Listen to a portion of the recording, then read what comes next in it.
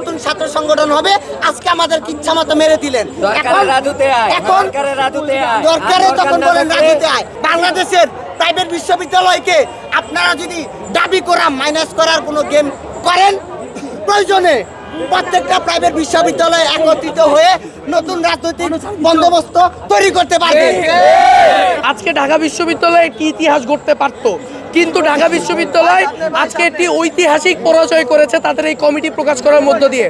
তারা কমিটির নাম দিয়ে, তারা তাদের সংগঠনের নাম দিয়েছে বাংলাদেশ গণতান্ত্রিক ছাত্র সংসদ, কিন্তু আমি তাদের এই কেন্দ্রীয় কমিটিতে আমরা কেউ বাংলাদেশকে দেখতে পাই নাই। আমরা শুধু দেখতে পেয়েছি ঢাকা বিশ্ববিদ্যালয়কে।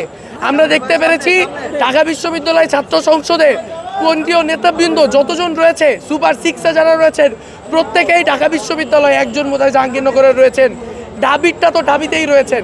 বাংলাদেশ জাতীয় ছাত্র সংসদ, গণতান্ত্রিক ছাত্র সংসদে বাংলাদেশ নাই, প্রাইভেট নাই, জগন্নাথ নাই, বা কোনো পাবলিক নাই, মাদ্রাসা নাই। রাষ্ট্রের কোনো শিক্ষা প্রতিষ্ঠানের গুরুত্বপূর্ণ ভূমিকা যারা পালন করেছিল, যখন 17ই জুলাই যখন ঢাকা বিশ্ববিদ্যালয় তাদের লেজ গুটিয়ে হল থেকে পালিয়ে গিয়েছিল এই ফ্যাসিস্ট হাসিনার ভয়ে, তখন যারা তাদেরকে তুলে নিয়ে এসেছিল এবং এক দফায় পরিণত করেছিল, তাদেরকে এই জায়গায় তারা রাখে নাই। সেই জায়গা থেকে আমরা আজকে আমাদের প্রতিবাদ কর্মসূচি জানাতে এবং প্রতিবাদ দেখাতে আমরা মেদুর ক্যান্টিনে যাই, যে বা সাংগঠনিক একটা দায়িত্বে চায়, কিন্তু তারা বলেনি যে তাকে কোথায় চায়। তারা বলেছে শুধুমাত্রই যে তাকে একটি সাংগঠনিক পদে চায়। ঢাকা বিশ্ববিদ্যালয়ের সিন্ডিকেট মবকে উচকে দিয়ে এবং মোটা দাগে মিডিয়াকে ইউজ করে বিভিন্নভাবে ক্লিপ কাটিং করে এই বিষয়টি দেখানোর চেষ্টা করেছে। আমরা সেখানে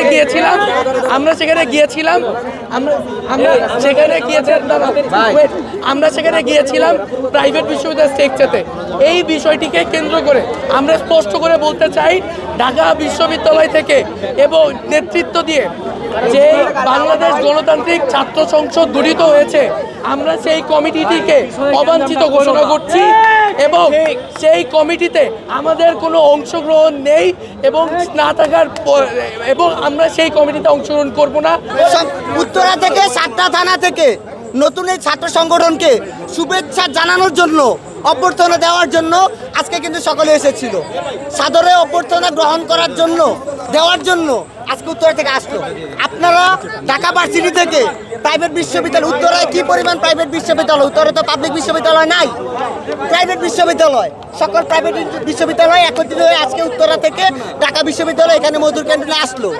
আসার পরে উত্তরায় যে ছেলেটা 5 তারিখে গুলি খেয়ে এদিক দিয়ে গুলি লেগে পিছন দিক দিয়ে বের হয়েছে, 1.5 মাস মেডিকেলে ছিল, এই ছেলেটার ইচ্ছা মতো মারলেন। 2টা মেয়ের ইচ্ছা মতো রাস্তায় মারলেন, নমান্নে মারলেন, বুস্টারে মারলেন ঢাকা বিশ্ববিদ্যালয়ে। কেন? যেদিন ঢাকা বিশ্ববিদ্যালয় মার খেয়ে চলে গেছিল, 17 তারিখ বাংলাদেশের প্রথম মশাল মিছিল কোথায় হয়েছিল? বাংলাদেশের প্রথম মশাল মিছিল হচ্ছে আইবিটিতে, উত্তরাতে। সেদিন আপনারা মিডিয়াতে তখন বললো জঙ্গি, উত্তরায় নাকি জঙ্গি, উত্তরাতে নাকি শিবির জঙ্গি বলে আমাদের আখ্যায়িত করা হলো। সেই উত্তরা 18 তারিখ ঢাবি জাহাঙ্গীরনগর যখন বসে গেল, ফাইট ব্যাক উত্তরা যাত্রাবাড়ি শুরু করলো। আজকে আপনারা ডেকে নিয়ে আসছেন, উত্তরা থেকে আমরা আসলাম, নতুন ছাত্র সংগঠন হবে, আজকে আমাদের ইচ্ছা মতো মেরে দিলেন। এখন দরকারে তখন বলেন রাজুতে আয়। আজকে ইচ্ছা মতো মেরে দিলেন, এখন ন্যারেটিভ ঘুরাইতেছেন, যে না প্রাইভেট বিশ্ববিদ্যালয় কেন্দ্রিক তাদেরকে উদ্দেশ্য করে মারা হয় নাই। রিফাত রশিদ ভাইকে নিয়ে আরেকটি ইস্যু ক্রিয়েট করে অন্য আরেকটি ইস্যু আনতেছেন।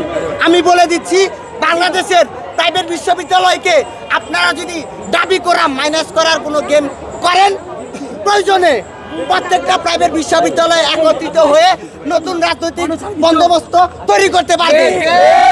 ওরা থেকে 20 জনের উপরে আহত হয়েছে। ঘটনাটা শুরু হয় যখন 3টার পরে আমরা যখন স্লোগান দিয়ে মধুর ক্যান্টিনের সামনে যাই। আহত আমাদের বৃহত্তর উত্তরা থেকে আছে 20 জন মতো, সব মিলিয়ে আমার মনে হয় 30 থেকে 35 জন। সো আমরা যখন স্লোগান দিয়ে ভিতরে যাই, সো আমরা জানতে পারি যে তারা একটা কমিটি দিচ্ছে। এই কমিটিটা হওয়া উচিত ছিল সম্মিলিতভাবে, যেখানে বৈষম্য ছাত্র আন্দোলনের ডাকটা দিয়েছিল ঢাকা বিশ্ববিদ্যালয় থেকে। উই অ্যাডমায়ার দ্যাট, আমরা এটা মানি। বাট এই আন্দোলনকে সফল করেছিল কে?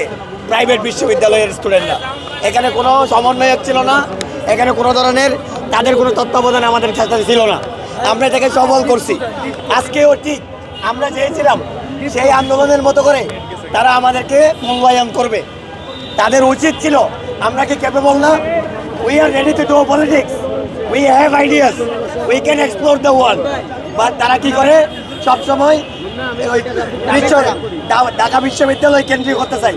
আমি তাহলে তাদেরকে হুঁশিয়ারি দিতে চাই, যদি এভাবে হয়, এটা ছিল ছাত্রলীগের সময়ে, ছাত্রলীগরা এভাবেই করতো, টাকা দিয়ে ভাই দেখেন এই যে কিন্তু আমাকে ছাত্রলীগের ট্যাগ দিয়ে কিভাবে মারা হয়েছে দেখেন, আমাকে ছাত্রলীগের ট্যাগ দেওয়া হয়েছে। শুধু ওইটা না, কিন্তু